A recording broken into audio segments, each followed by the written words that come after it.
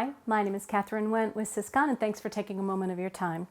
Today I wanted to share with you an experience I had with my office background colors and give you just the very few simple steps to change them back if it happens to you.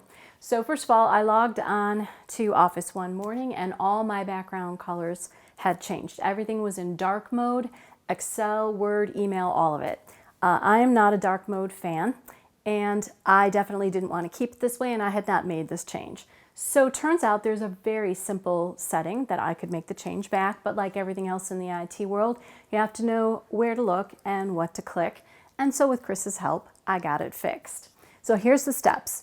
You choose File, then Account, then there's a line called Office Theme, and then there's some color options. Dark gray, use System, colorful, black, or white. I chose colorful. I like that my Excel documents have the green banner.